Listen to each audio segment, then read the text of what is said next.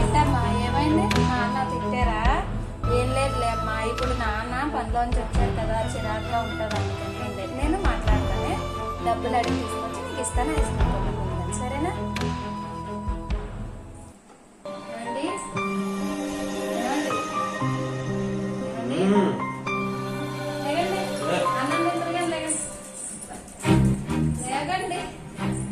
ఏది పనులకు వెళ్ళారు కదా, డబ్బులు పిల్లల్ని మాటించానండి, ఐస్ క్రీమ్ కొనుక్కుంటాను, ఇవ్వండి డబ్బులు, ఇవ్వండి డబ్బులు.